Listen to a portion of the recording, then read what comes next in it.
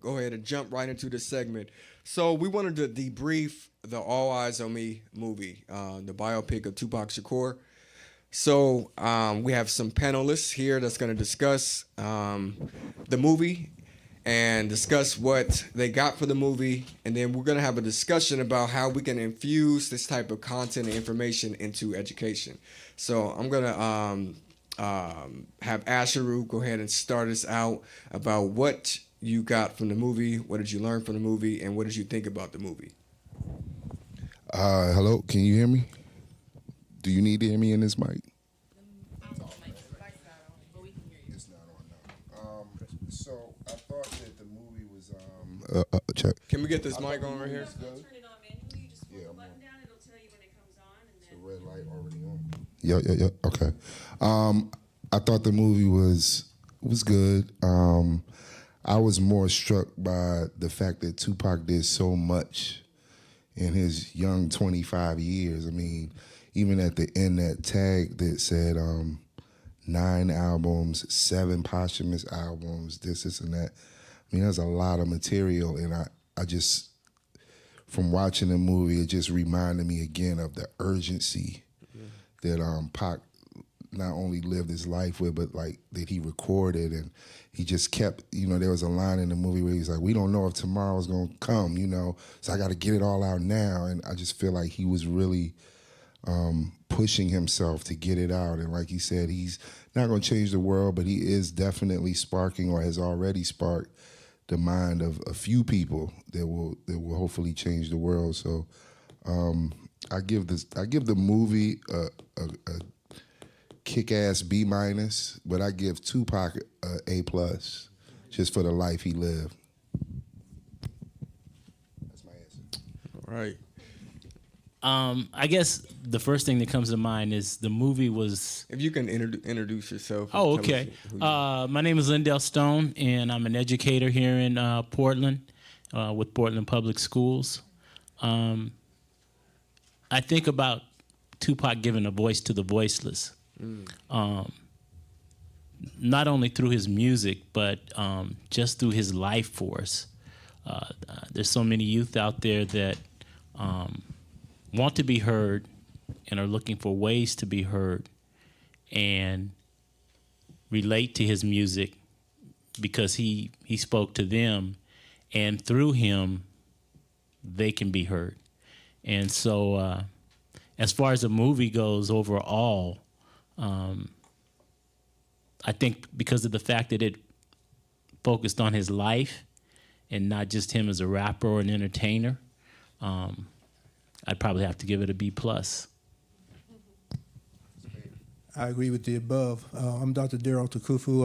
I'm the assistant superintendent for the Department of Education here in Oregon. Just came back, living here about 24 years ago, so just coming back the last month. But what I got from it also was the fact the times that it took place, because I knew what was going on because I participated in a lot of that and knew what was going on, particularly with his mother and all. I was a member of US organization right preceding that, and we had feuds with the Black Panther Party. But we connected more so, some of us after the feuds. I was shot in one of the gun battles, and some Panthers aren't around now.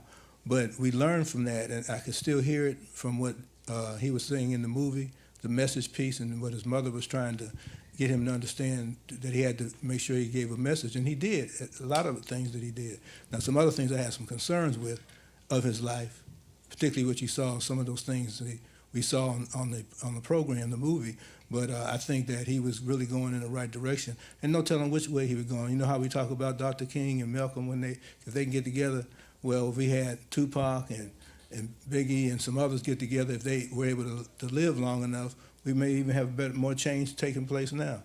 Now we got to look at some of the rappers that we have now in terms of some of the things they're doing, and particularly applaud those who are least positive in terms of their message rather than negative. Is there something new that you guys picked up from the movie, or anybody in the audience? We wanna make this a collective thing. What did you get from the movie? What did you learn from the movie? And what did you think? Anybody? And you can come up. oh, come up. Yes.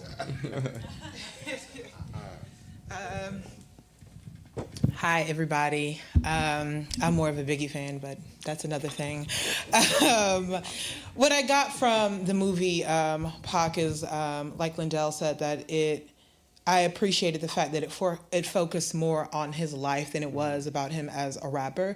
That Tupac was a revolutionary, and we got to see how he became that revolutionary and how much of a threat that an educated black man having something to say, like how much of a threat that is and how you will have a target on your back. So it's just like all eyes on me. Of course, it's all eyes on like Tupac, but it's like all of us. You know, when you're educated and you have something to say and you have a voice and people are influenced by that, it's powerful. So yeah, that's it. I was also struck by the fact that Shakespeare had such an impact on him and how he kept referring to it, you know, even in his darkest times. And it just shows you, you know, what you teach in school and how you impact youth. You know, like I said yesterday, these things will stay with you forever. You know, if you plant the right seeds, some of this stuff, it stays with you. It's just, it becomes part of your, almost like part of your DNA, you know. And so I love the fact that, you know, those Shakespeare lines kept resonating with him, like "to thine own self be true" and stuff like that, that, you know, really embodied who he was, you know, and how he felt about his role in life, you know. I think, you know, Martha and I have talked about this with another artist, but and when we talk about, well, I was just saying, when we talk about Nas, I always say, you know, Nas is like a reluctant leader. Like he's so dope, but I just feel like when people started telling him, like, you're the greatest rapper, like, he was just like, me? You talking about me? Like, shit, I'm just from Queensbridge. I just, you know, but it's like, no, dude, you are amazing, you know? And I feel like with Pac, you know, he's almost the same. It was like a reluctant revolutionary. He was raised in it. It's in his blood, but it was like they kept trying to tell him, step out and be this leader. He's like, no, I'm not a black leader, you know? But I think it was one of those things. It was like a ready or not situation. Like whether you want to be or not, it chose you. So now, you know, and I feel like if, you know, to go so soon, there's no telling what Pac would have done had he lived longer, you know. And the movie also made me think about COINTELPRO and the FBI, and, you know, I see that they made those parallels and that he was being followed and all of that. And, you know, during the time when I was, you know, when he was alive, I didn't think about any of that. He was just Tupac, you know. I didn't really connect those dots when he was living. And so to think about it like that is really impactful, man, you know. And as an artist, it's just, it's inspiring to see that somebody's words can, the words that we use can have such a lasting impact, you know. Yesterday when we were breaking down the song, what song was it? Keep Your Head Up. And Idi Amin, who's Pac's boy, you know, he was just like, even he was like, you know, nobody had said words like this before. You know, nobody wrote like this, you know. And when we walk into the car, he was like, you know, Pac was amazing because he wrote everything in past tense. He wrote it like it already happened. He didn't write what he's about to do. He wrote it like it's done already. And I'm like, man, that's just amazing, you know, to think like that, you know. So there's a lot of layers to Pac, man. And just like the kids we teach every day, there's a lot of layers. There's a lot of things going on. And, you know, I just hope we do better by them and not, you know, not just let them kind of languish and try to figure their way out. A lot of stuff in that movie, they kept going back to people telling Pac he needed some guidance. You need some guidance. You need somebody that can help you, you know. And I just think about all the young men and women that don't have guidance, that don't have somebody that can pull them to the side and say, hey, you know. So there's a lot to learn from just watching his life. A couple of things real quick. What he just mentioned, knowledge is reinforcement of repetition. So a lot of times we got to continually begin to look at that and make sure that our young folks see it. And some of you a little older know what he mentioned with COINTELPRO. That's a counterintelligence program that the FBI had, groups that they considered radical. A group I was in, us, Panthers, Students of Democratic Society, the Brown Beret. Others were under observance by the FBI, and many infiltrated. And what they did was put things together. And I remember I can't even find mine. Mine was this thick. And they were saying when they started following me around and things I said, and then when they stopped. But that's some real stuff they had, because J. Edgar Hoover was the one who started that, former FBI director. So you know that as part of the history, and you'll be able to follow that. So a lot of things that go on today, you can still relate it to that, but knowledge is reinforcement with repetition. Say that one more time. Knowledge is reinforcement with repetition. For me, I was reliving my childhood as a teenager, remembering everything that transpired with Tupac. Granted, I used to love, I Get Around and Keep Your Head Up, but I didn't really start becoming a fan of Tupac probably until Me Against the World. And then when we got the media attention with him shooting those 2 off-duty police officers, and then the false rape charge and all those different things, as a adolescent, and at that same time, I was dealing with some of the similar things Tupac was going through. My parents was on drugs as well. I was surrounded by nothing but gang members, and I always felt that Tupac was our answer to all the inner cities to unite all the gangs together and to unite the communities, especially when I heard Me Against the World. So as a teenager and being around this environment every day, he was my hope. I was like, okay, Me Against the World. I was really listening to the things that he was saying.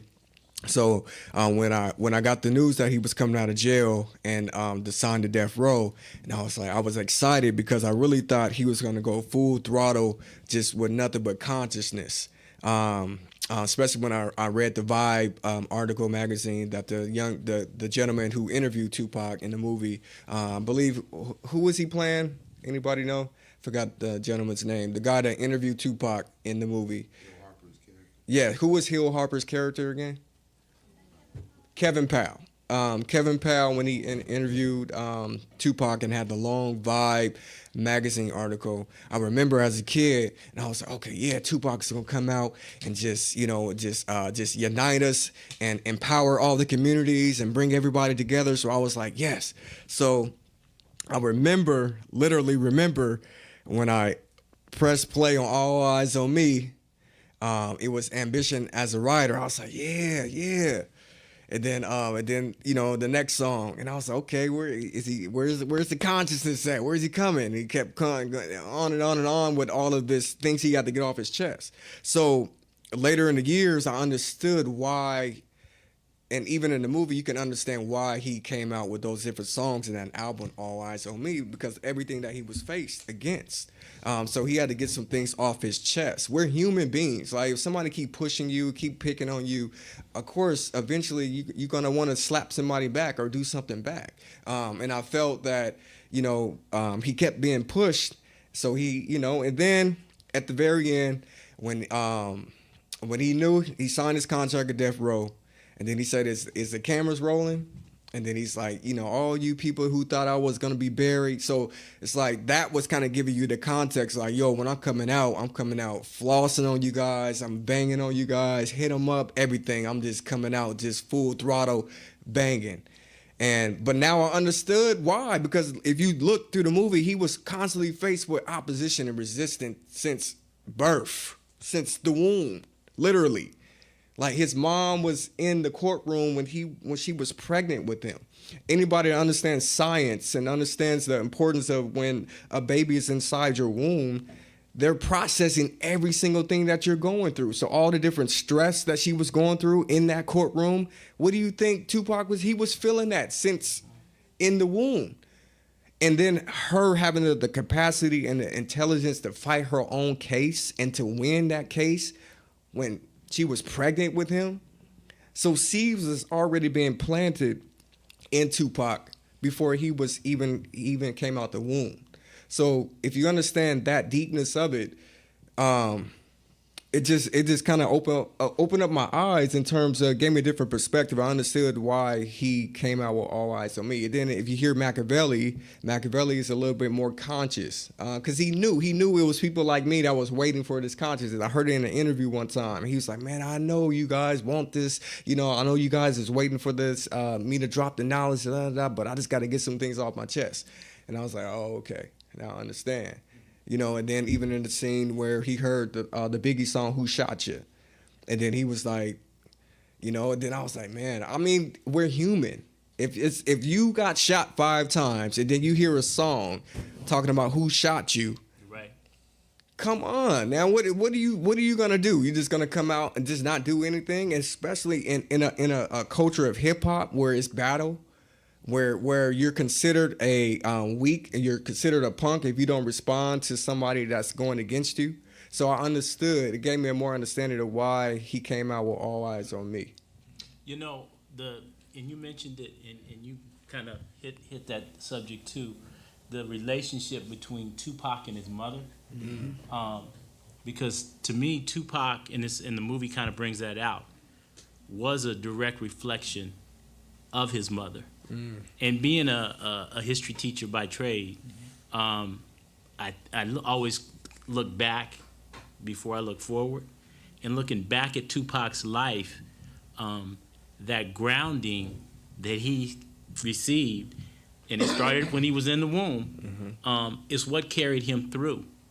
And then I think about in the movie also when his mom tried to warn him about him being set up, about them giving him all the tools, and then that coming to fruition for him, and him finally recognizing what was going on.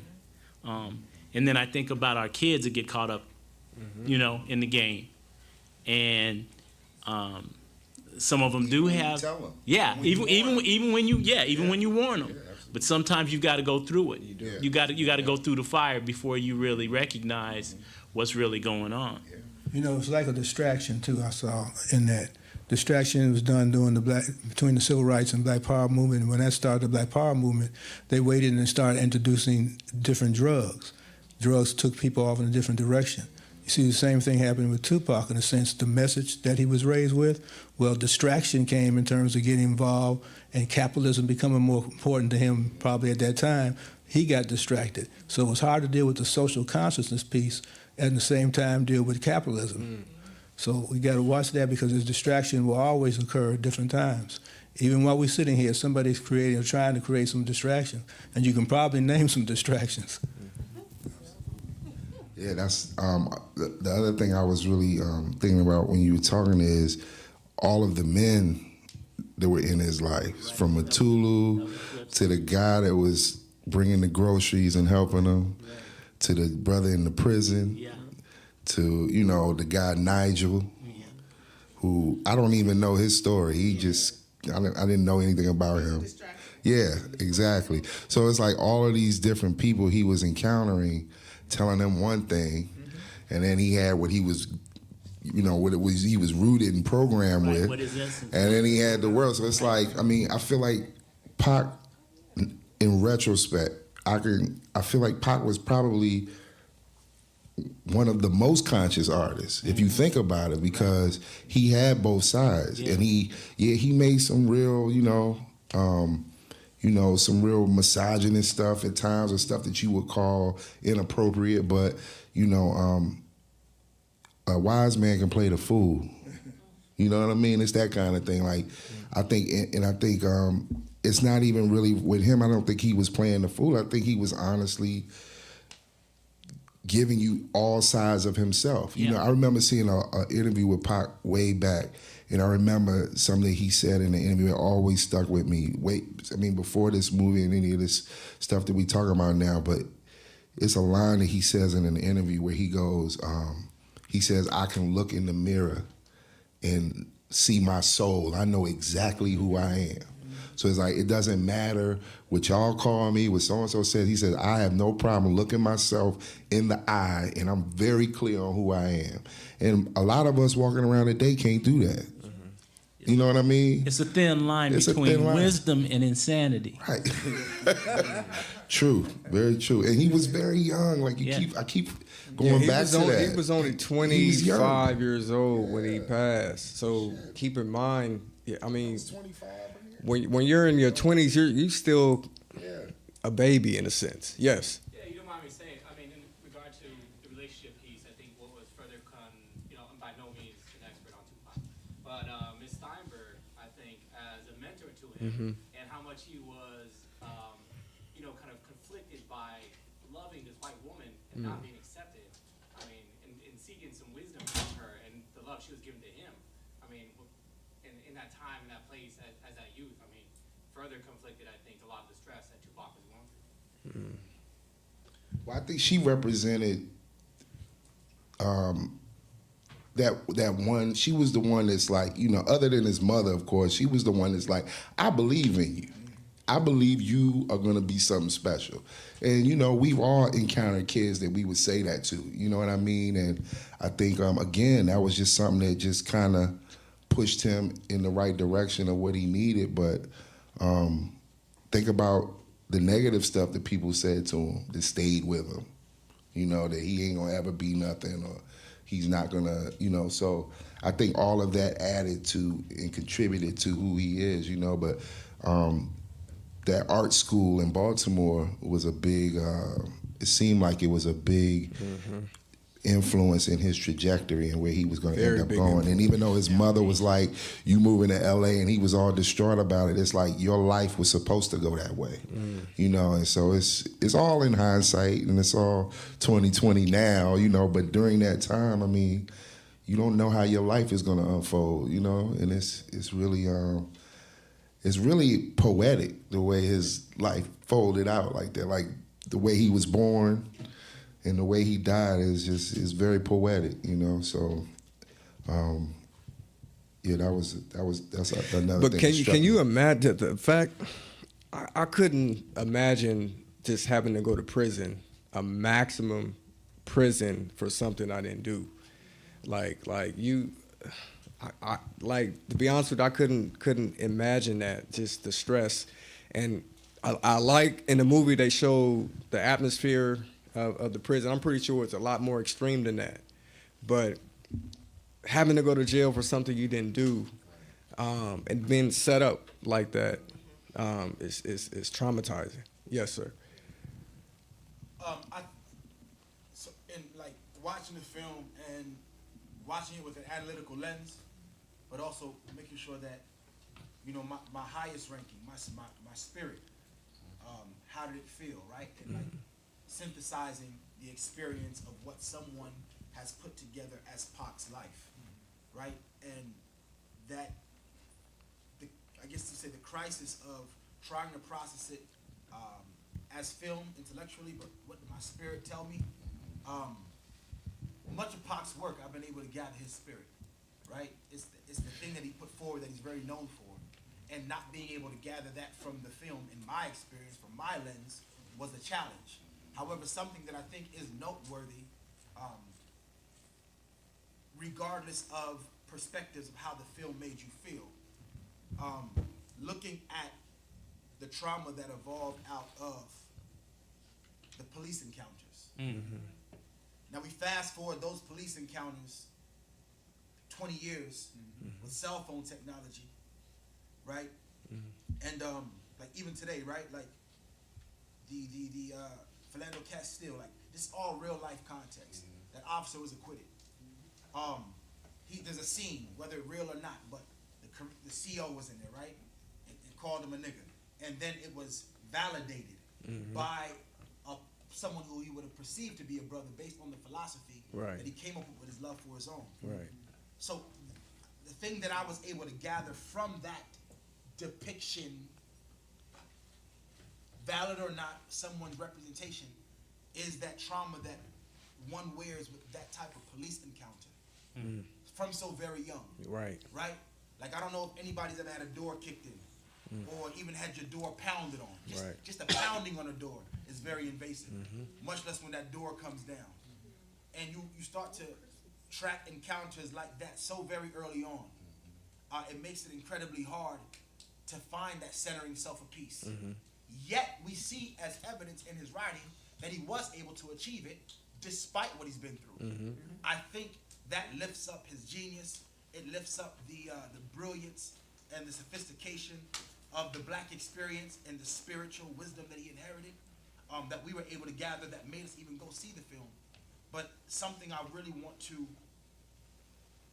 place as truth, working with the family, working with the legacy, and seeing that film presented to me, and I couldn't feel his spirit out of it. Analytically, I chose to look at the manifestation of trauma, right? And how that shows up, and how it's suppressed, and what are the coping mechanisms of trauma, and what are the coping mechanisms of trauma when you're moving that fast, and that many heavy decisions are in front of you, legally binding contracts, police, influence, right? The lawsuits after lawsuits all after those lawsuits. things. Like, where is peace? Right. Right? Where is peace? Where is the reprieve for someone who's been carrying that struggle that long? And I hope that educators and young folks alike look at the quest of the human spirit to find peace despite the chaos, despite the trauma all around you. He still dropped gems. He still gave jewels out, right? And I think that was remarkable. Film to real life. There was this desire, this yearning desire to do good. And that's a whole lot to want to do, given what he went through. And that writing was a lot of his therapy. You know, he got a lot out. You know, and yeah, you're right though. That dealing with that trauma though is a lot. I've talked to kids that hate police. I was talking to a gentleman this morning about it. Kids that don't like police, and you ask them why, it's like, well, because they kicked my door in and took my father when I was 5. They're 25 now, still don't like police, right? Yeah, so it's like, you know, people have their reasons, and people go through that kind of trauma all the time. One other thing before I forget is the thing that Dick Gregory always says, and he was talking about really with the Panthers and our black leaders, when he's like, you know, it's going off what Afeni said. He said they come at you either with money, drugs, or women. That's how they get you. And this is Dick Gregory saying that, right? But the one that, I guess, when he was saying all of that, he was also making the point that the impenetrable one that we had was Malcolm, and how he couldn't be corrupted by any of the three. And that's why, you know, and so it's heavy, man, because in the movie they have Afeni telling him, be careful, they're going to do this. And he's like, I got it. And then what do? They do exactly what she says.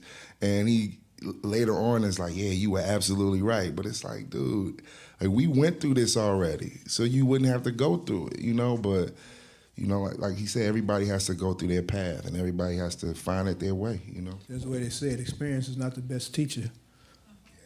It is not. And also how the system is designed for you to fail, you know, and how his mom said that they can break the physical, but they can't break the mind, you know, so he had to armor himself, like, with education, and even when the police would rough him up, he could spit penal codes off the top of his dome. Right. And when they can't break the mind, then they're like, okay, I gotta take you down. Now I gotta kill you because you're resilient. I found something really fascinating, just from an artist standpoint, with all the people that were coming to support him, like the fact that he was handed a book that had business in it, and you know all the penal codes and you know about law, but you don't know business, and you don't know that everything that you're spending is making you a slave to a system that really is feeding you, but it's another type of prison. And so I could imagine, like, even for me, it was heavy when he was sitting in the office with Suge, and knowing all that goes into the marketing and all that goes into the backside of business. Like, you can't argue with this concert you did. You can't argue with that Hennessy that you was pouring out. And even the old manager that came and said, did you really need all these ladies in here? You know, like, did you need to spend this money? Right. And so this young man who I feel like had passion and had a drive still was a young man Yes. who was susceptible to these things and didn't know that he was falling into particular things. So how can you be so smart in one area and so naive in another? How can you be so popular and yet so vulnerable? You know what I mean? So to me, that was very fascinating, just that going from one prison into another prison, because it really, from how it looks, he was imprisoned by the music industry. He didn't really have the power and authority to say what he wanted to say as often as he wanted to say it, or to make the moves. When he said, I want to do movies and I want to do all these other mediums, well, guess what? No, you're going to continue to promote this over here. You're going to continue to perpetuate thug life. You're going to continue to be on death row and push this and keep this beef up and keep this frustration up, no matter what you thought you wanted to do. So really, was he able to be the revolutionary that he wanted to be, or that we hoped that he would become? Or was he in another prison? Once he came out of prison, he traded one prison for the To next. another. He's still paying Suge Knight. What'd you say? He's still paying Suge Knight. He still got albums. Well, Suge Knight's trying to pay himself right now, and they got him. He's in that jail, but Yeah. If next person that talks, I was saying if we can turn the camera to the people, but we can't. So if you can maybe stand, maybe come up here with the mic. And we can. It's real brief. Okay. But I'm an educator, but I'm also a musician. I sing and been singing for a long time, and Yes. I'm the incoming dean of the School of Education at Graduate School of Education at Portland State University. So I'm glad to be here. Thanks for inviting me. But Tupac also, and I'm really glad to get this perspective on him as a person, because I too had questions about what seemed like a bifurcation between the conscious Tupac and then the gangster, and I didn't understand it. So this discussion has really helped me understand who he was as an individual, and why that contradiction existed. I mean, it makes perfect sense, but I think I was like you. I didn't get it. I saw two people. But he is also part of a long line of black musicians who died way too early, and who died under suspicious circumstances. And so when you were talking about the industry and what the industry does to black artists, there are many, many, many black artists who, we say died way too early and sometimes under suspicious circumstances. And then what you find is that there are contractual issues, right, also at play. And so I think we need to look at that as well. I think we need to look at that for Prince, and Whitney Houston, and I mean, there's a long, long line of folks whose lives ended way too early. Michael Jackson, right? But there was this specter of contractual issues and problems that surrounded their mysterious deaths. And so it's not just about a gang story, but it's really, I think, principally about what the industry does. And so I agree with you to black artists. Thank you. Also, what does it mean to be conscious? Like, does conscious mean you only speak positive things and you ignore That's a or are good question. unconscious to your other sides, or like what does that mean now? I don't think so. I think it's raising awareness, and that could be negative or positive. That's what I think. When I think of consciousness, I think of raising awareness. School psychologist, what do you think? I really much appreciate the comment about just Tupac being in the womb and taking in some of that stress. That The mom- trauma, yeah. Yeah, I think that is, this is part of the DNA of our consciousness as well. I mean, from what we're surrounded by. I mean, while we're in womb or before that time, I mean, decades before, to some degree, I mean, what we become aware of, or our social biological propensity to become aware of those issues that when we first encounter them, if we haven't. So yeah, I think consciousness takes on multiple levels depending on the situation, the times, the place. But those are, I think, those ever changing depending on the perspective of the person in that place. Thank You you for want to see sharing. the consciousness displayed. What happens is too many people may have the consciousness, but they keep it internal. Yes. And they don't display it at all. We want those to be able to display it, because It's the true. consciousness usually in the positive sense in terms of bringing about positive change. Right. I also think that, if you're going to change your lifestyle and live in a completely different way because of this new consciousness, then you have to have the support system Yes. in place in order for that Yeah. to be able to be operationalized. And I understand now much better about the lack of support that was in place for him Yeah. to be able to live that way, and about all the stressors that, that he was coming up against that a lot of us don't have, right? And can afford to eat a certain way and hang with a certain Exactly. crowd and do a certain type of thing that's Exactly. consistent with what we think is Right. is good. Right. Right. You should watch the movie tonight. I think definitely. I think overall, I think the movie. I have to agree with you. I think it was I give it a B. The reason why I think the storyline was good. I just think some of the directing and the lighting. That's just me. Could have been a lot better. But I think overall, I think it was a lot of subliminals. Those of you who really know Tupac. And the ins and out of him, you caught a lot of subliminals. Like for example, like the 4,000, right? 4,000 pages of the FBI.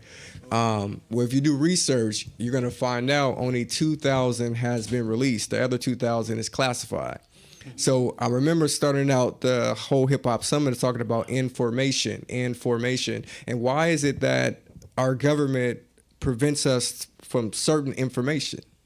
So that's something to think about. So I think the movie kind of gives people a good context to do more research about Tupac, because it kind of gives you a good template, a good outline. But there's a lot of things that you have to fill in terms of really understanding the complexity of his life. Yes. Can I add something? So something I'm thinking about, especially after these comments and conversations we had earlier today, specifically around Jay-Z and whether or not he, should or should not be included.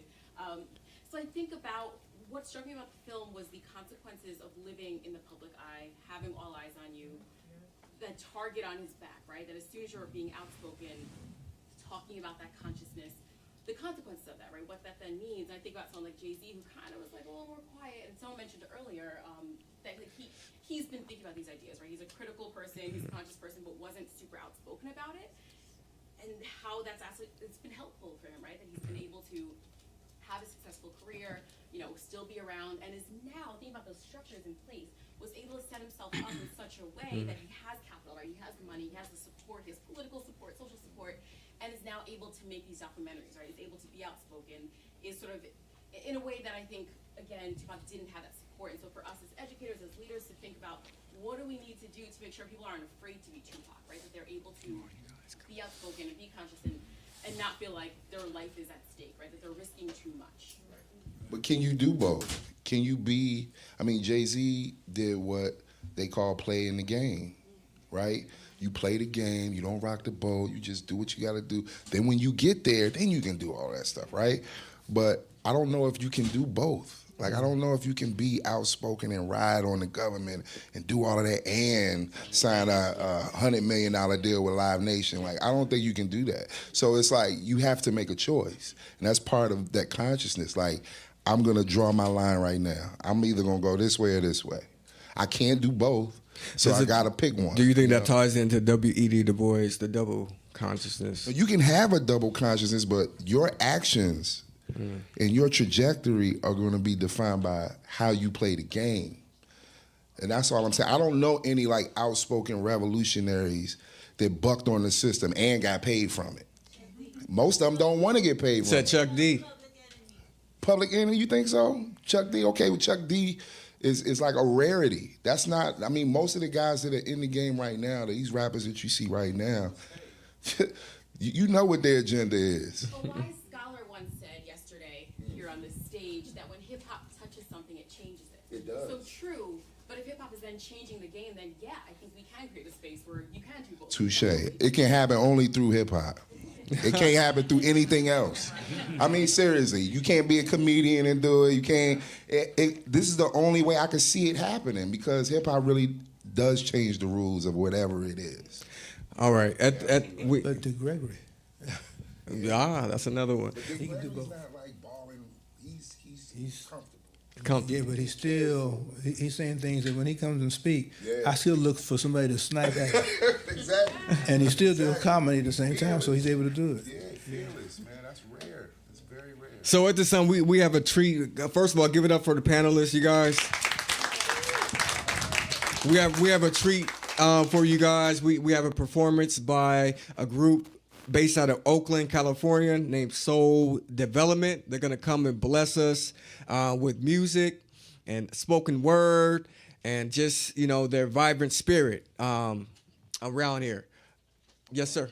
You gotta tell him what school he's at too. You know what school he's at? I'm gonna let him do it. He can do that. I'm gonna have them come up, and then after that, we're gonna have Ashru introduce our keynote, and then that'll be the end of our second annual Hip Hop Education Summit. So, cameraman, if you guys can put the transition flyer up as we transition.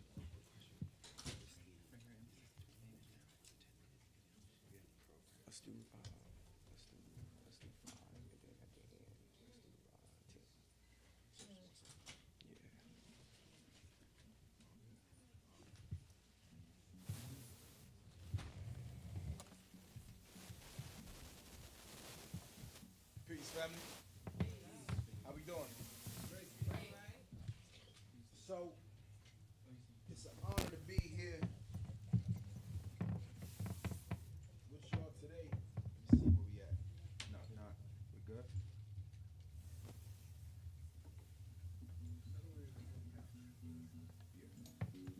Yeah, holding it. Check. Line on. Line on. Check. Check. No. If you guys want it through the system, then but I'll be fine. Either way. I think she's working. All good. Check, check, Check, check. Mic check, mic check. 1, 2, 1, 2. Check, check. Check, check it. Mic check. 1, 2, 1, 2. Mic check. 1, 2, 1, 2. Checking, checking. If you want to stream, This one here. we can do it without it. Switch it up. We can just go acoustic. Yeah, I go acoustic. It'd be really comfortable. Let's go. We do acoustic? Is that cool? Is that okay? Is that okay? Oh, it's all good. It's all good. So, I think it's one, it's just an incredible honor to be here on behalf of my community, to come build with your community here. Teach with purpose, but as Karanja pointed out, we come to you from Oakland, California, by way of Roses and Concrete Community School. And I don't know if there's just an intimate connection and an intimate conflict. To carry the workout legacy day in, day out. Pac was so much more than the conflict or the anger.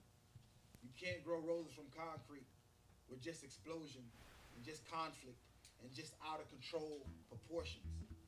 The skill of growing roses from concrete is incredibly, you have to be patient. It's enduring.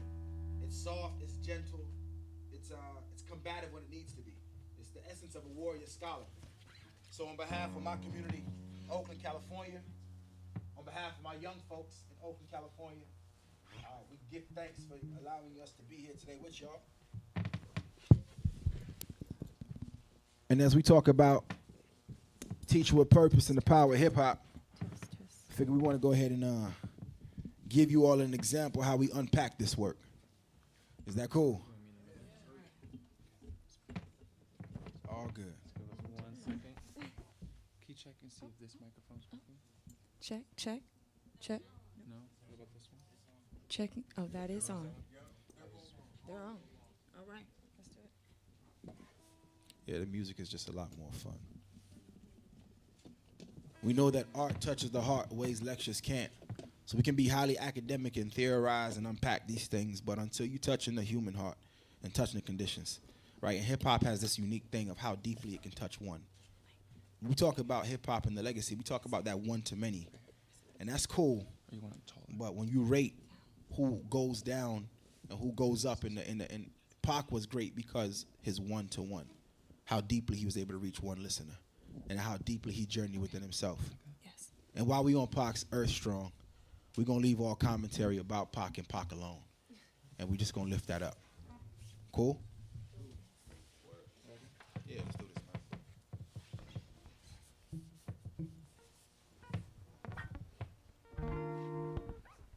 man.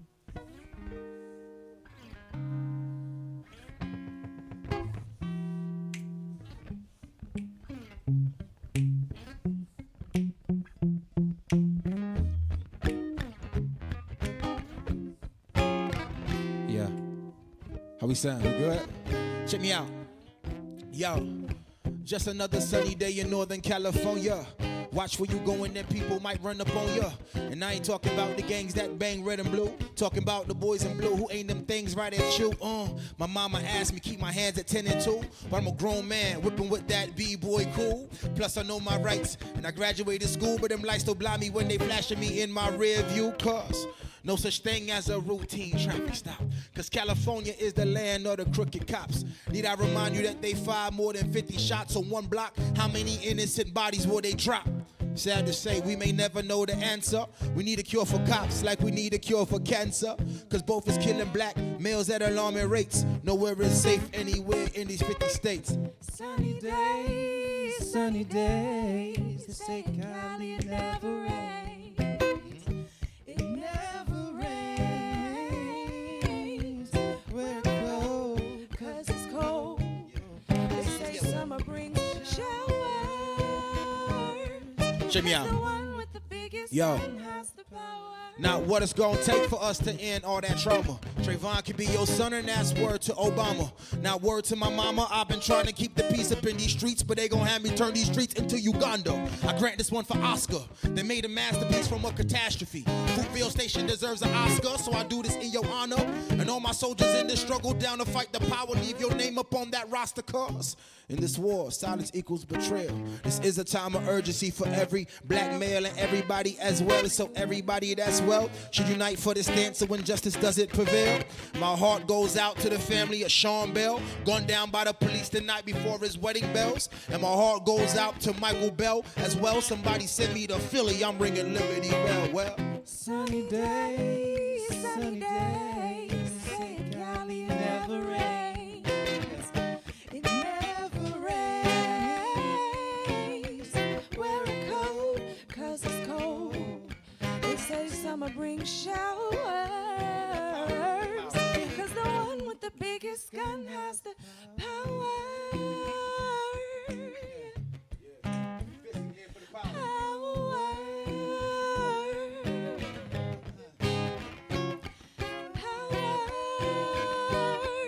yeah.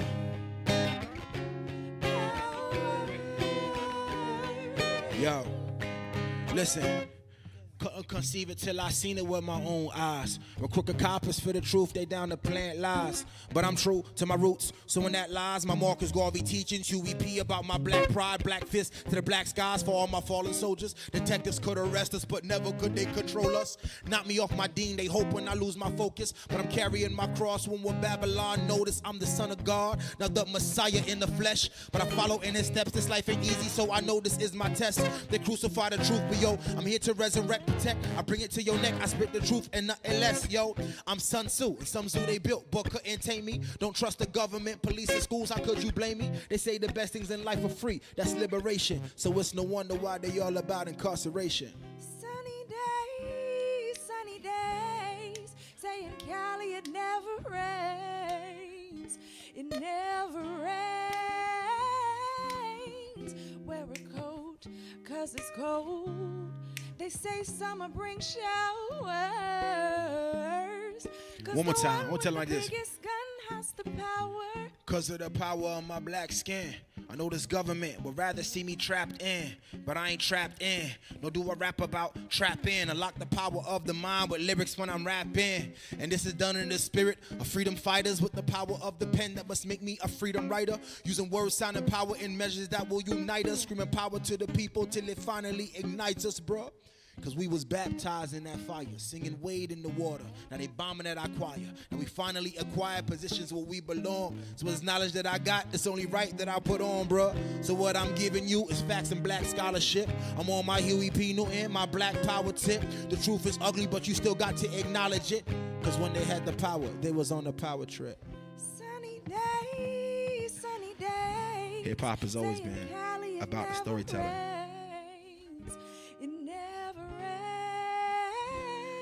Lifting the spirit of the human condition. That's normal. Yeah, we're so development. Thank y'all. The biggest gun has the power.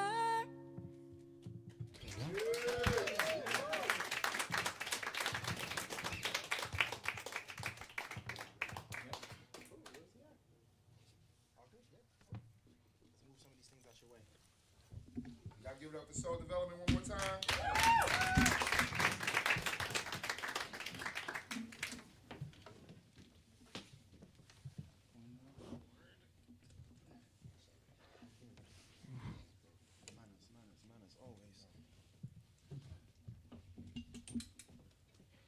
Okay,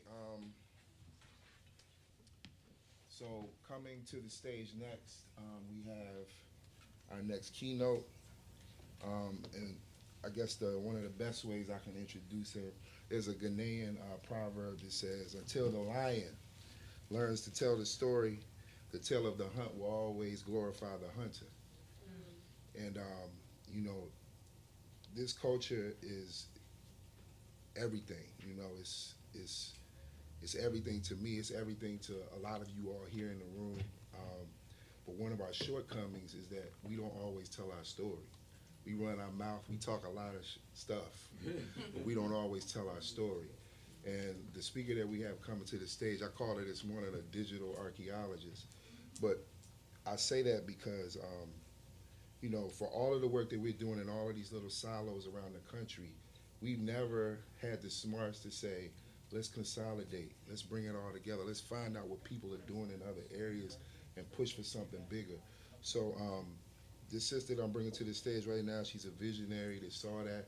She's also a filmmaker, an activist, an archivist, a researcher, and she's always been support to the hip hop education movement. You know, when at the end of the day, when the story gets told and the tale gets passed on, you know, I'm pretty sure she'll be remembered as one of the mothers of this hip hop education movement. So, without further ado, I'd like to bring up to the stage Martha Diaz.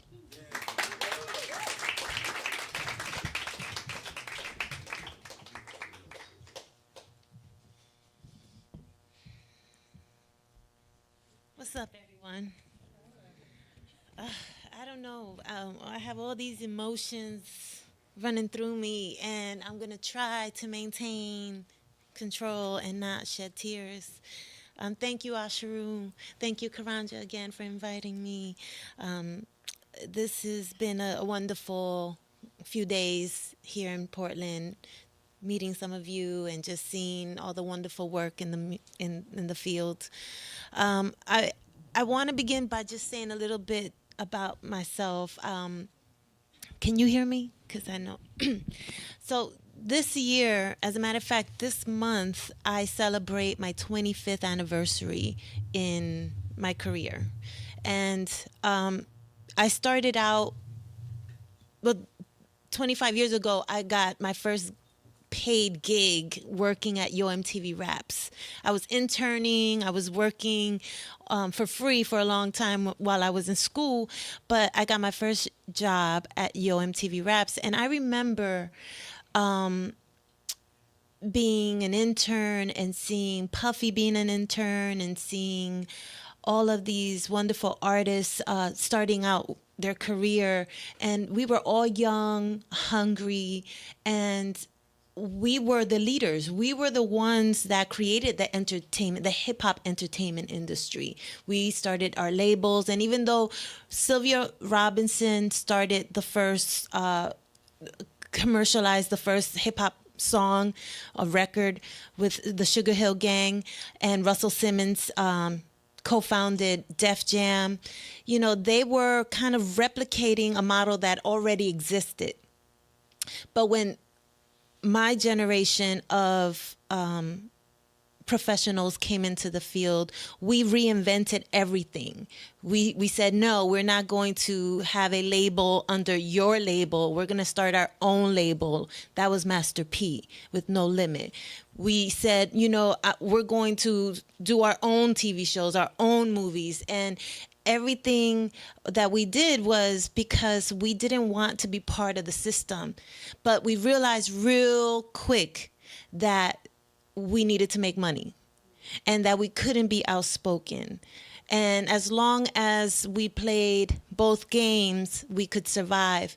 But we didn't have mentors. We were inventing everything, reinventing everything. So we didn't have anyone guiding us and And when you're young and you don't have money and you get money, you don't know how to really spend it.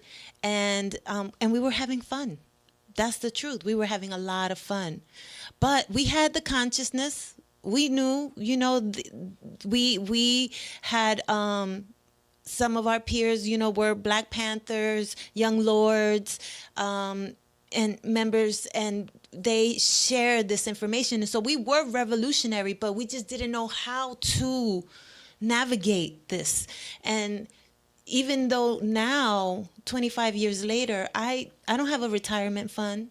I'm not rich, because I decided early on to pick a side, and my side was, okay, I'm going to stick to being positive, to calling people out, to changing lanes. I changed lanes, easy. But it is still difficult. I still don't have a platform. I still don't have a voice. And I am, you know, I have contributed to hip hop. I began in TV, then I worked in movies. I've been documenting the culture. I've written books. I've mentored a lot of people. And I realized that we were onto something when filmmakers started to create lesson plans and were teaching young people how to read the world through our media.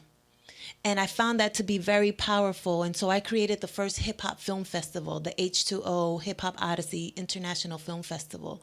I also created the first hip hop education summit, where I gathered the teachers like myself. I was a substitute teacher, and then I became a teaching fellow, and I was bringing hip hop into the classroom. And I knew that there were other educators out there. And so I just wanted to gather them, and I created the Hip Hop Education Summit.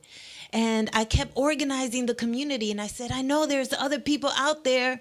And long and behold, they were. And there's hundreds of us globally. And although I have seen much success in the hip hop education field, we still mirror the entertainment industry in some ways. There's still like a handful of organizations that raise millions of dollars to do their programs. And then there's small organizations that only raise about $5,000 to $10,000 for the same work, if not even more impactful work. And so I had to go back to school. And at 40 years old, I went back to school to figure out what was the problem. We're doing great work in the community, but we're not making money. And I knew that this was a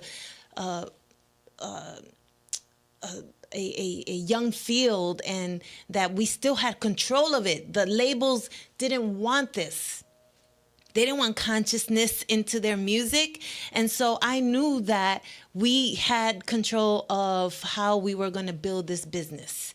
And what I realized was that we didn't have any record, any analysis, any reports that measured our impact, and therefore we weren't getting the money that we deserved from foundations, and the moguls were too busy building their empires, so they weren't paying attention to us. But now, 2017, everything has converged. And my talk today is going to be about how do we become a one hip-hop education nation. You know, Tupac, towards the end of his life, he wanted to start a project. He actually has an unreleased song, album called One Nation, that it was this concept of coming together, like, let's forget about the East Coast, West Coast beef. Let's really unite. It's our time to unite. And had he continued to live, I believe he would have had peace with Biggie, and he had already made peace with Nas, and he was already trying to move on. And so this presentation is dedicated to him. So what is the hip hop education? What is hip hop education? Well, it's one of the most exciting fields today. It is transforming education. It is interdisciplinary. It is intergenerational. It is integrating music, entrepreneurship, spoken word, dance, visual arts, STEAM. And we have been witnessing a new way of teaching and learning because of the hip hop generation. We have incorporated this way of including multiple intelligence through the different artistic elements of hip hop. And not only are teaching artists using it and activists, but in-service teachers and social workers and all kinds of people who understand the power to use hip hop as a way of enlightening people, of healing people, of informing people. And they use it as a culturally relevant and responsive teaching method, and as an intervention, as an interventional tool, right? So that we can prevent some of the things that we already know. It's a cycle that we know the problems. So I started the Hip Hop Education Center as a student at NYU because there was no information, there was no research around this movement. And so I decided I'm going to scan the field, I'm going to see what's going on. And I started the center at NYU's Metropolitan Center for Urban Education. And I teamed up with a scholar, an urban education scholar and sociologist, Dr. Pedro Noguera. And, you know, even though he was mentoring a lot of the hip hop scholars, he had never done research around hip hop education, which I found to be uncanny. So the timeline is like in 2010, I launched the center, I get a grant, I do a national scan. 2011, the report comes out, Reimagining Teaching and Learning, a snapshot of hip hop education. It's the first report of its kind. I identified almost 300 programs in high schools, in after-school programs, in correctional facilities, and faith groups. And I learned a lot about where they were getting their money from, what kind of demographics, who were they teaching, how long, you know, they were doing this, who was actually the administrators of the programs. And then I gathered some of those experts in between 2000 and 2013, I did 3 think tanks where I gathered these seasoned professionals to talk about what would it look like to formalize the field of hip hop education. What could we do? How can we start our own teaching and learning initiatives within the Department of Education? And so in 2014, I put out a report summarizing the whole 3 years, and it's called It Takes a Hip Hop Nation, a 3-year study on professional development in the hip hop education field. Now, all of these reports are online, you can find them, and they have been cited over and over because, again, no one has been doing this. And some of the takeaways were that many of the organizations didn't have the capacity to do their own study, their own research. They didn't have the funding, so most of the time they paid out of their own pockets to do the work because it needed to happen. And, you know, and another thing was that if you gave them money, if you actually gave them some professional development, they would actually blossom and expand, and actually, you know, their model will grow from one city to another city. And so that was really important. So I talked a lot to funders about this, and they asked me who were the people doing the best work, and I tried to point them out. I also did case studies. I did a 3-city case study with the Annie Casey Foundation, and we looked at Providence, Rhode Island, San Antonio, Texas, Baltimore, Maryland. And what we realized was that all of these cities had mayors that were 40 and younger, and that even though they were all the same age, these mayors had different approaches. Well, in Providence, the mayor was involved in the nonprofit organizations that were using hip hop in schools. And that was the most together network. They were the tightest, they were the most effective. They had reports, and they used to write grants together as a collective. Baltimore, Maryland, there were a few people that were getting money. There were a few scholars in the university, but they weren't connected at all. they just kind of like one person got $1 million grant to do a hip hop and health initiative, and then somebody over here is like just dancing in the streets, and they weren't really connected. And in San Antonio, they were working out of bars and garages. They had no network, but the teaching artists were hungry to pass down this information and to help the young people get off the streets. And they were asking us, can you please introduce us to the Department of Education and the Parks and Rec department. And so that pretty much is a snapshot on how the hip hop education field looks like anyway. The people that have money and they have it together, and those who are just like working out of their garage. And so what I started to do was identify the best programs, and in 2015, I started to give out awards to some of these organizations to just let them know, hey, we're watching, we're paying attention, great job. Everyone take a look at this model. It's replicable, they're doing the right thing. And this was just my way of saying, like, we have to love each other. We have to support each other. Like, there's no competition when we're all trying to uplift the community. And so I did that, and all of this information is on our website. And so in 2017, today, I am building a virtual center where you can find resources, where you can network and share your stories. I have to be really quick because we're running out of time, and I have some videos that I want to show you, because you got to know that what you're doing here, people need to know. I will be talking about it in other places. And so here are just some of the organizations that are outstanding, and just to show you how they're using hip hop. So Science Genius is out of New York. They use, oh wait, I need a thing. This is the music. I think this is it. So, Science Genius is founded by Christopher Emden, Dr. Christopher Emden, who's out of Teachers College. He and the GZA came together to start a rap science competition. It started out in one school, and now it's a citywide initiative. The Department of Education supports it, and young people, they're just always looking forward to this event. So here's Science Genius. Oh, and then my thoughts flow on a blank piece of paper. I'ma hold it down, I'm the man, no anchor. Essential components of a cell. This crew is gonna win.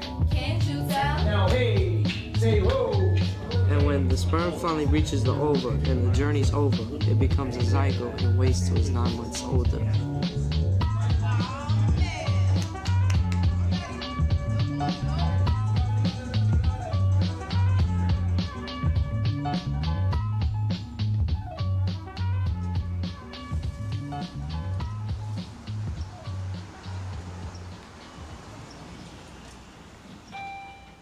The first time I went into the class at Park East, Ryan was such a shrinking violet.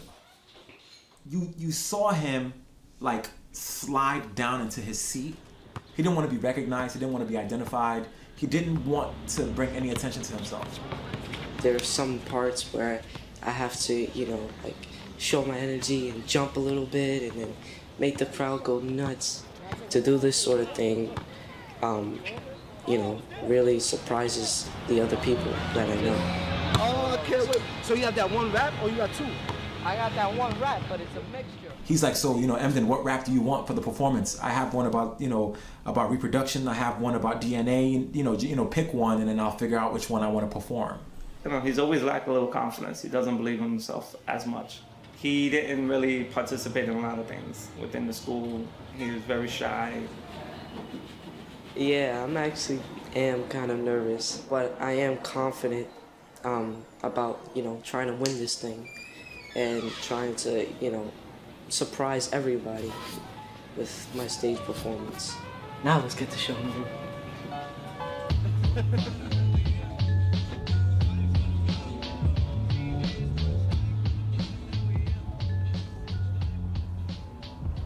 I'm really anxious. I woke up this morning early and I could not go back to sleep because I was so anxious. Just want to do it. I could not stop singing and saying my lines in the shower and while getting dressed. I just couldn't. Thank you. I would have never thought Victoria was gonna rap, and she's just like so into the project. That changing, rearranging, how does it start? Science was something that I always failed, which prevented me from getting into the specialized high school that I wanted to go to. Changing, rearranging, cell mutation, they also unwind to instruct the making of concentric components of a cell. The school's gonna win. Can't you tell? Now, let's find a cab. Guys, my old school is right, that's my old school right there. Fannie Lou, I hated that school. That's Fannie Lou. When I learned about the program on that snowy winter day, my father had just finished getting his car out of the snow. So I told him about the program, and he told me that the program wasn't gonna work. He said I wasn't gonna learn anything, and it's gonna fail like every other program. Yes, we almost there. Go, Chris. Yo, we're here. I'm not nervous. I'm excited. I'm excited for them to hit the stage, and I'm excited for people to see them. Even if they go up there and they're nervous, the brilliance will shine through. I just know it. Hey, listen, it's like this. We here in Columbia University. Damn, you get the worst of me regardless what they saying. Ain't nobody here be cursing me. Everybody know we do it all for the high school state. The whole audience couldn't be silenced when they hear y'all dropping all that knowledge and spitting all of that science. That's right. And so now, I'm more excited than anybody else is out there. Let's get this thing started. First group, you're from Bronx Compass. Ladies, up to the stage, please. You can't hate with the new Wu-Tang. Check out our lyrical slang as we begin. Trying to reach our goals, so we keep on striving. Adenine, Thymine, cytosine, guanine, base pair, date pair, like we are rhyming. Natural selection, survival of the fittest. Just remember Mother Nature screaming, anybody can get it. We not done.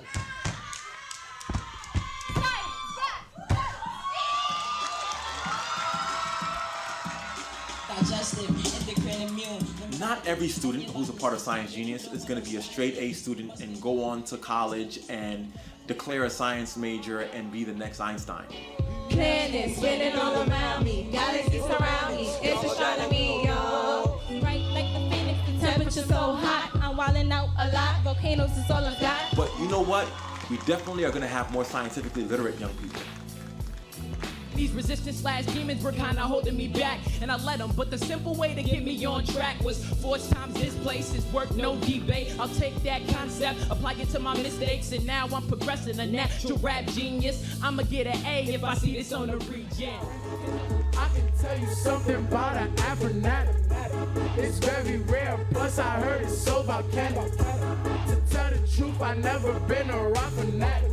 That kid may not be a PhD, neuroscientist. Gravity. Why you wanna be mad at me like 9.803 pushing down at me? Meters per second squared. Acceleration. I'm pushing back up. You know that's called determination. But that kid will always remember the time that they wrote that rap about science and all the kids in their class said, you know what, you're smart. All right. Our final performer for the evening, my man Ryan. Say ho! Say ho! Ho! Now somebody scream! Let's go! When a man and a woman make love in a better sofa, then the sperm have a journey to start trying to reach the over. Positive energy activates constant elevation. Let me hear y'all. Positive energy activates constant elevation.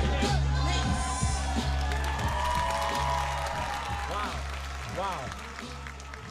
I mean, everybody was absolutely brilliant. And they were like, Chris, do you want to judge? And I was like, nope.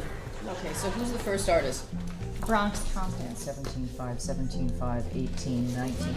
Of the New York City Science Genius Battle is Jalib from Urban Assembly. There were people that were better, and I think it was a learning experience, because now we know next time we can do this to make our performance better. Yeah, I think we still killed it. I did feel kind of nervous, but I just wrung all my energy out. I was excited, and at the end, when I was done, I was really proud of myself. When Ryan performs his rap, and you saw him a couple months ago, and you see him today, how could you not? How could you not be proud? How could you not be excited? How could you not be just anticipating what's coming next?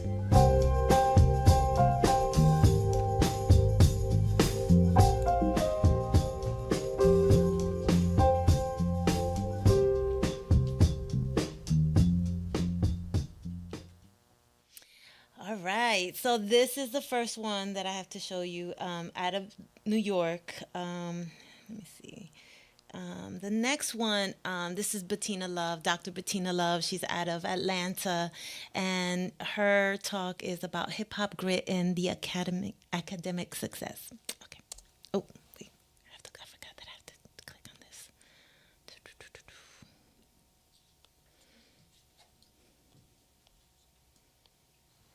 Before I was ever a researcher or a college professor, I was an elementary school teacher. And I say that with pride. I was an elementary school teacher. And I was teaching in what many would call a underperforming school, filled with black and brown faces. And I had a connection to my students, a rich connection. And I thought that connection had everything to do with skin color. Until I realized and dug a little bit deeper to find out that that connection was hip hop. And this connection that I had with my students was not just the music of hip hop, it was the culture of hip hop. And I saw my students do amazing and incredible things in the classroom, strictly bringing their culture into the classroom. And to many people, the outside person will look at my classroom and say, there's no learning going on there. It is loud. It is not academic. And I saw it as organized noise. I saw it as kids using everything that they had to learn. So what do I mean by that? I'm sure many of you, if you're a teacher, you have walked into a classroom, especially with students who identify with hip hop culture, and they are banging away on a table, just banging. And you ask a child, could you please stop? And they look at you like, I'm not banging on the table. And so then you're having this moment to yourself saying, I just saw you bang on the table. And then 5 seconds later, they're banging on the table again. But what they're doing, they're drumming. They are honing in on their African and African American spirit. Or you have seen a child walking down the street with no headphones on, bobbing like this, talking to themselves. And you're thinking to yourself, is this child crazy? But what they're actually doing is there's a soundtrack playing in their bodies. And they are responding to that soundtrack. So when I was in my classroom, I saw students construct masterful narratives using rap, using poetry. I saw young girls use their entire body to learn and see knowledge as an embodied practice. And so what I was seeing in the classroom is that, yes, my students were learning differently. And there are many, many educators who have said this. Yes, some of these students do learn differently, but that does not mean they are deficient. That does not mean they are deficient. And these experiences brought me out of the classroom into a PhD program. Because I was thinking to myself, okay, how can I do this over and over again? How can I make this happen? How can I scale this? How can I have students be in hip-hop culture, identify with hip-hop, and they are in every classroom, everywhere? So I had big goals. Hip-hop everywhere. But what I learned is that my students weren't just doing hip-hop. They were actually participating in their cultural DNA, or what Malcolm Gladwell would call their cultural legacy. That the traditions and the customs of hip-hop are actually African and African American customs. And that hip-hop, when you see hip-hop, it is the latest iteration of Black genius. It is the newest thing of what you see of people creating a culture out of nothing. But it isn't nothing. It goes back generations and generations. So my students, they don't even know it, but they are tapping into their cultural legacy to learn. And so if they have a cultural legacy, if this is Black genius, and if they have a way of being, then they have what scholar Regina Bradley calls hip-hop sensibilities. And that is a way of knowing, a way of being, and a way of thinking. And I wanted to argue today that those hip-hop sensibilities are directly linked to predictors of success. So there's fascinating work right now from people like Angela Duckworth, Tony Wagner, Paul Tough, about what they call character strengths or mindsets. And I think this research is really fascinating about our grittiest kids, kids who have social and emotional intelligence, and how they're able to achieve. And these are some of these predictors of success. And when I look at this list, social and emotional intelligence, the ability to improv, curiosity, optimism, grit, I look at this list and I say, oh, that's hip hop. Is that how we're going to measure success? Because if that's how we're going to measure success, oh, I got some people for you. I got some kids for you. Let's think about this. Hip hop. And let me back a little bit. I'm not just talking about kids who listen to the radio, right? Because the radio plays the same 25 songs over and over again. So we all know if we get in our car at 8 a.m., 3 a.m., 5, and 11, the same song is on. I'm not talking about that hip hop. I am talking about the hip hop that is ingenious. I am talking about the students with no formal musical training, no computer programming, and they make unbelievable music. I am talking about the kids who will find the latest song from somebody that is so underground and make it the best thing since sliced bread.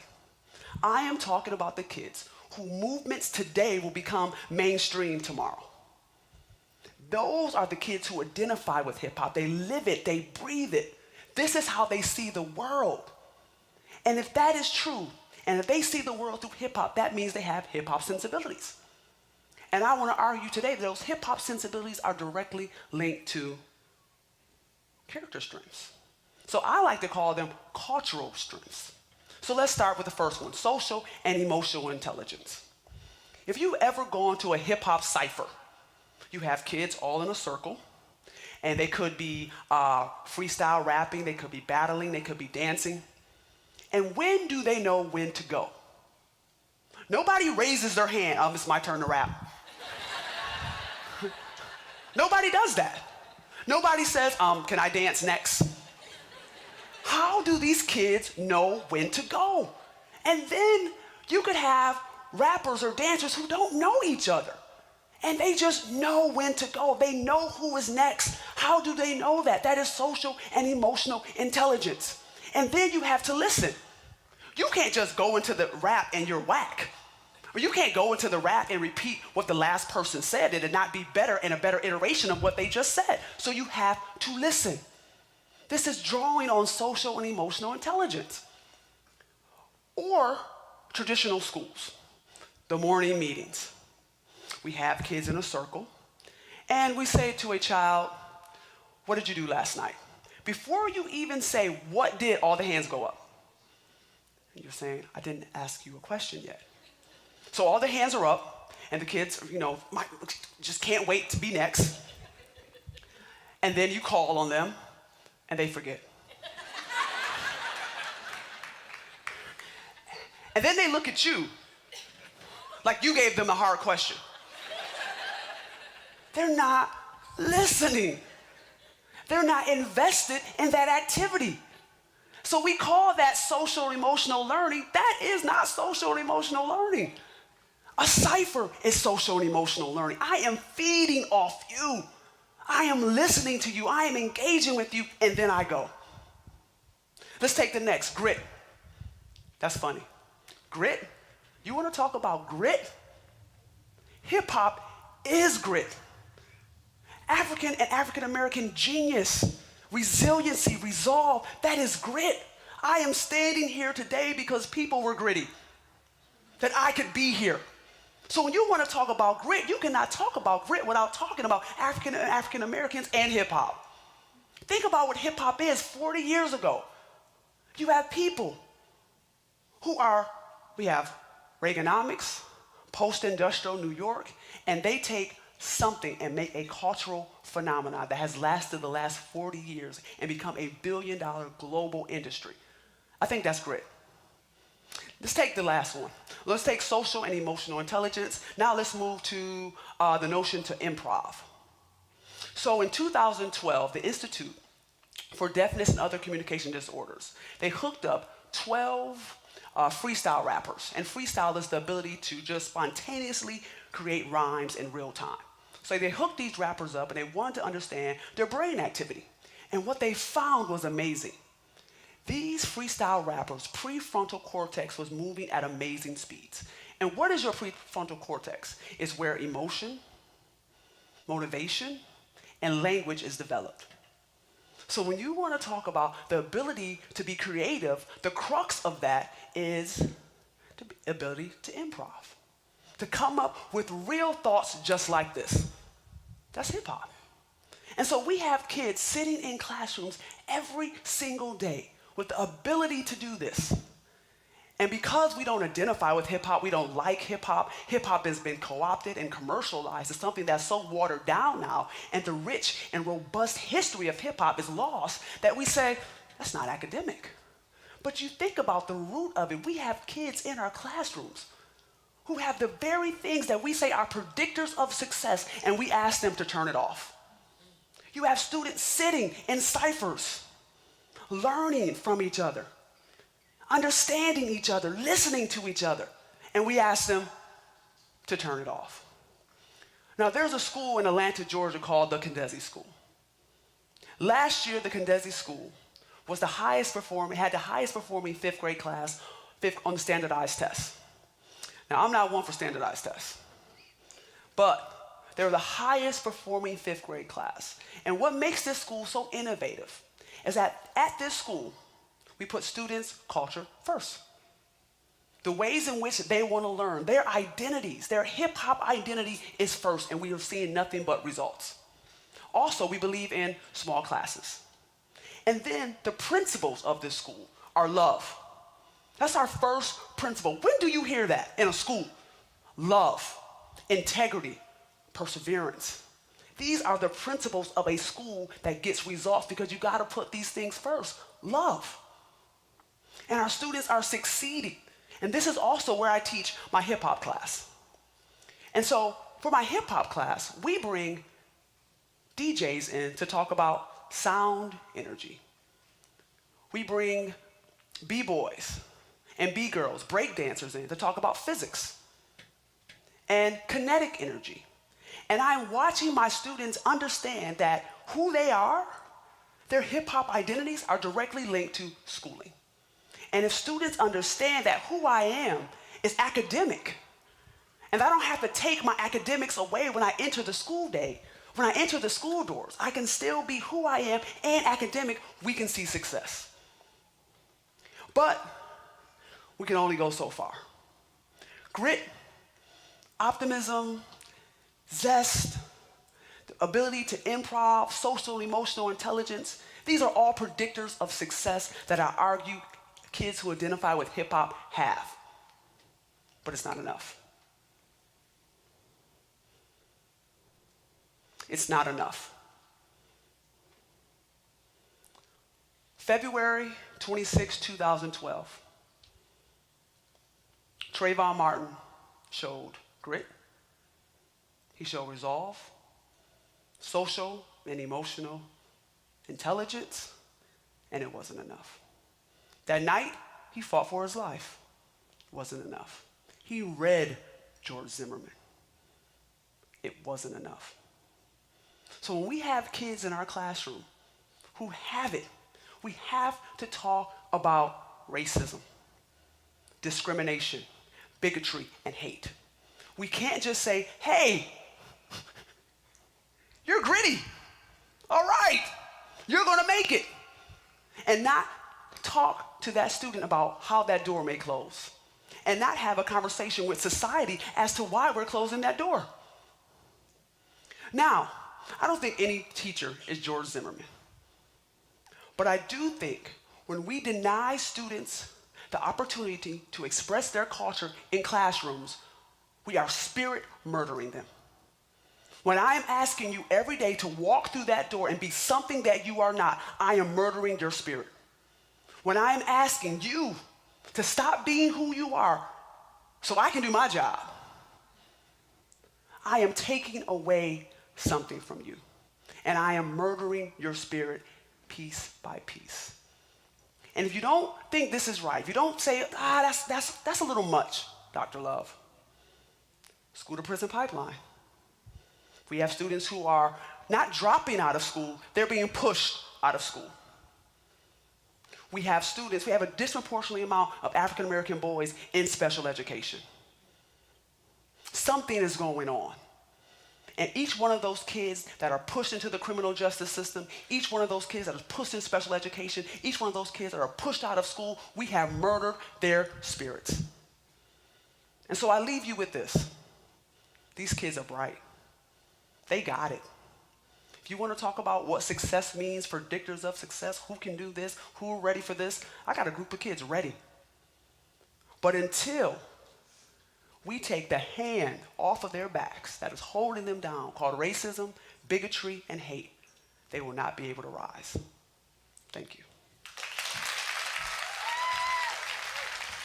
Okay, so that was Bettina Love out of Atlanta. So I've run out of time, so I'm going to be real quick with the next one. So the High School for Recording Arts is in Minnesota, in St. Paul, Minnesota, and they've been around for 17 years, and it's an all hip-hop high school.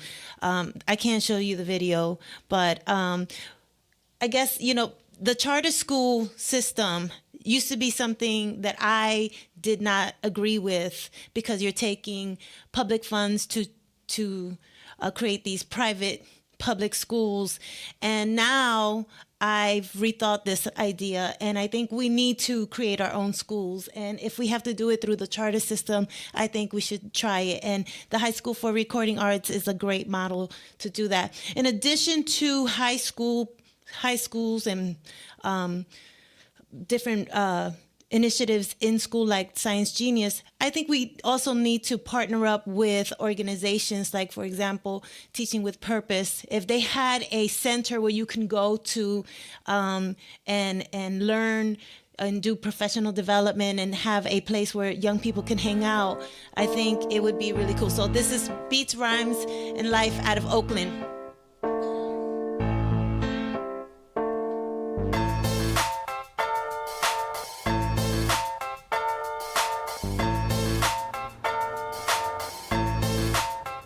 This is gonna be like the melting pot area, like the main hangout of like this whole community. I can see it, like everybody would wanna be here. BRL is important to Oakland because there's a lot of broken families in Oakland that can bring youth together and show youth like what a real family is like. A place where they can really express themselves in a way that's really culturally relevant to them. For youth in Oakland and youth in general, that's really therapeutic, really allows them to tell their stories. I have a better outlook on life. Being able to communicate with others, like in a more professional way, like step outside my comfort zone, and also like helping youth. I was at a point in my life where I was about to graduate from college, and I had huge anxiety about what I was gonna do after I graduated. So it was really huge in giving me a place that I felt like I could have a passionate career and something that was really sustainable. BRL has affected my personal growth by changing my perspective on mental health, showing me how important it is, and allowing me to want to do more positive music. The mission of Beats, Rhymes, and Life is to promote mental health and wellness among youth of color and other marginalized groups by using hip-hop as a catalyst for change and development. We're here to stay, and we want to build a solid foundation here in Oakland through our headquarters. This space will have an art gallery. We're going to be partnering with community artists that are using their art to communicate positive messages to the community. We're going to use this space to foster new relationships. This space will be the cornerstone of this organization and allow us to do incredible work. This is going to be a nationally recognized space. It's going to be a really innovative space that's going to feature state-of-the-art technology, great design, great architecture, and Communities deserve that. This space really can become a hallmark for this community. It's important for BRL to have a home, specifically in Oakland, because it's where so many of our staff and youth are from. It's where a lot of history from BRL is from, and it's really rooted in. And it's really because, although we have a lot of great partnerships, it's really great for us to have that kind of independence where we can really define ourselves and have those opportunities to really branch out and to really grow as an organization. It would be like a big landmark in Oakland. You know, people would think about Lake Merritt or Grand Lake Theater or the Paramount. Then they could throw BRL in that mix. You know, the headquarters right there on Grand.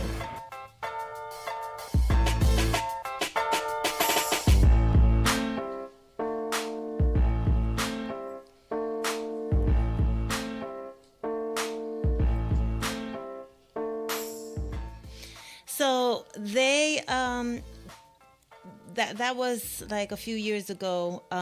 They actually opened up last year, and it actually is a beautiful space. They help young people create albums. They've made movies, and so you know they are groundbreaking with their theory of hip hop therapy, which is now also being replicated in New York and different cities. So steps for systemic change. I meant to say systemic change. So document your lessons and student work. Your history is important. Share your story. Present at conferences and TED Talks, and so share in social media, because you have to let other people know that this is going on, and get people excited about it. Request hip hop education, professional development in your schools. Request teaching artists and other resources. There's books, there's movies out there that you can share in your classroom. Develop a policy leading to changes to the curriculum and teaching credentials. Join the school board, city council committees. Unite with the Hip Hop Education Center and other educators, scholars, and teaching artists. The mental health part is very important, because even though we're brilliant, we are still dealing with trauma. As a first-generation Colombian American, I grew up with no one. All my family's in Colombia, and hip hop became my extended family. And still to this day, I'm still dealing with some of the trauma that I went through growing up in Paterson, New Jersey, which is like so many other inner cities, riddled with violence. And, we need to love each other. So thank you very much for your time. I hope you enjoyed it. Thanks.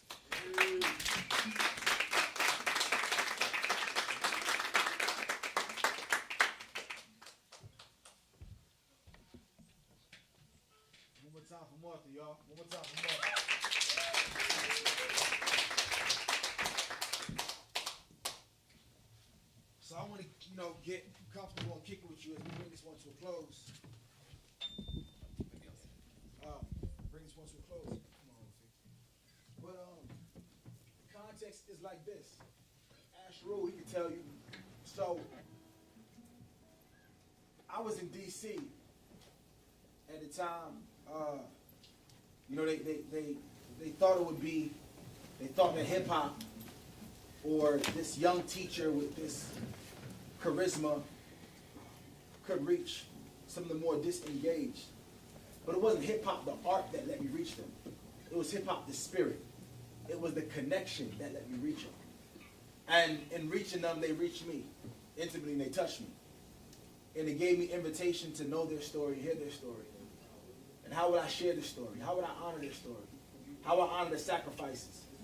Or what about the fact that a city like D.C., much like Oakland and other cities, it's so small and the trauma is so compound. Just on the way to school alone, you might be passing by the memorial site, where your peer transition. Or you might take the train with the other side who you think might be responsible for it. And then you're showing up to school, all these demands on you. So the art allowed me a space to hear from them. And allowed me a way to show them that I was listening. And it gave me credibility in their life. It gave me credibility in their world. And beyond the music, Felicia and I looked to, well, what are the messages saying? What are they saying in that? What are they saying in their expression? What do the RIP t-shirts mean? right? What do the RIP on the jacket, like, what trauma is this informed by? Caveat, I'm so happy to have my partner, my rider, my wife back, who just recently completed her PhD at Ed Site. So what we're really trying to do is just look at, we're really just trying to look at what are these messages and what are the many layers of the messages, and how can we make these layers accessible to the practitioners, to the researchers, to the family, to the community alike, and take it from the round table and exclusive invitation to the people. So I want to give you this narrative of a piece called Fly Away.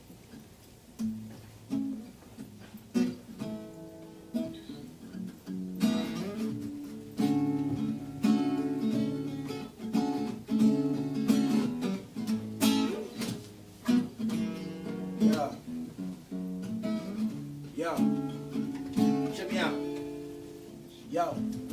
Behind these walls there lives a separate nation. A class who suffers from the trauma caused by separation. The gavel slams and families tear to different destinations and leaves a residue behind. Listen to what I'm saying. When at my desk I sometimes listen to their conversation, and all they talk about is violation or probation, or how they brother just got shipped to a different location. I say, my God, I can't believe this is my generation. I understand that circumstances sometimes alter cases, but resiliency and faith can take you many places. But tell me, how do you console the woes of lonely souls if no one knows beneath the concrete there's a growing rose? How will they ever know their value if they're never told? How will they ever learn what love is if they're never shown? This here is food for thought. I nourish them and watch them grow. And from the book of life, I water every seed I sow. So, oh, if I could fly away from here, I would go anywhere. I would do anything. I'll fly away from here. And I keep my head up towards the sky. So, but I guess, look, that God gives me wings to fly. I'm off to ask what made me choose to be the teacher. I say cause ain't no laws to make them go see the preacher, but somebody gotta reach them, provide them with some guidance before the streets infect them, neglect them, and leave them violent. At night I close my eyelids and pray to maintain my vision. Cause if it's God that guides me, my vision to make a difference to the injustice I witness while working within the system. Suspensions and expulsions just send it up to the prison and city jail. They say it's hard to follow God within the many hell. They grow dreads just to rebel. You may know him well. He broke the rules at all the public schools. He value education, but it's clear he ain't no fool. You should see him after school. Run the streets like an athlete, know how to add and subtract. When it comes to that G's, you know more than his ABCs when he ducking them D's. You know more than his ABCs when he ducking them D's. Converting ounces to grams when he working with powder. They can stretch it like a chemist, just give him an hour.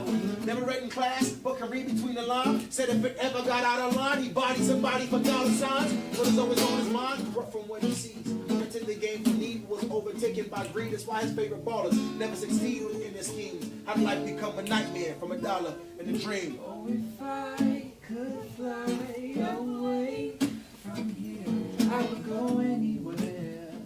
I would do anything. I'll fly away from here. And I keep my head up towards the sky, and I pray that God gives me wings to fly. Oh, if I could fly away from here, I would go anywhere.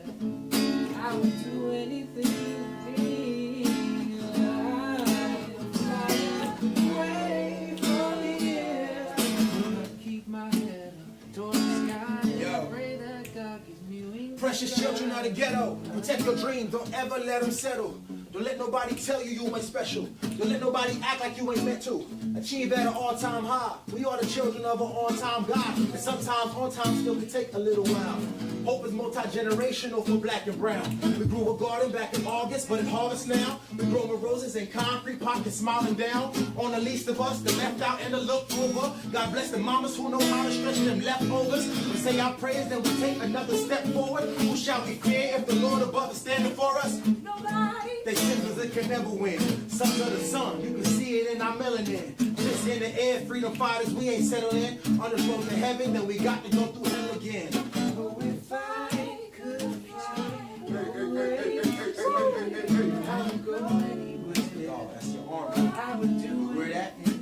Let people know. I'll fly away from here.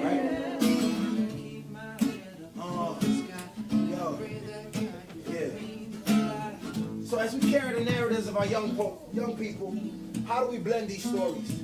We blend them through the stories we tell through the art. And art touches the heart the way that lectures can't. So sometimes we gotta unpack that higher complex thought, put it in a song, that soundtrack that she says works in their spirit. How do we embed hope in their spirit? How do we embed resilience in their spirit? How do we present a narrative so true to their life form? They'd be like, yo, man, when Bailey spit that rhyme, that was true to life form, that's what we was dealing with. And then how do we write about it and unpack those lyrics? And how do we make a more informed world so our children walk into the classrooms not having to fit in? But what about classrooms responding to who they are? That's the goal. That's the hope agency we're building. I'm very grateful that y'all let me impart this story to you. I thank you for accepting the honor. I love you dearly. I want you to stay strong, carry your hope, carry it, and see each other, and build community. Let me be a positive leader, G. All right? Peace. Love y'all. Oh, if I could fly.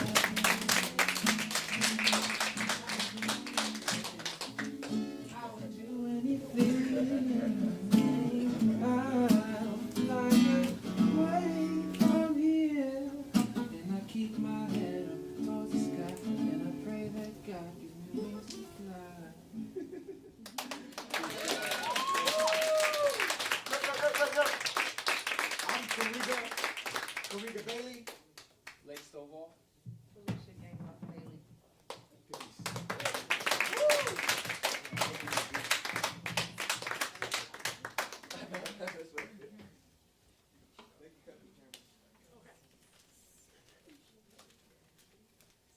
All right, we have the buses are out right now, literally stopping traffic. So we need to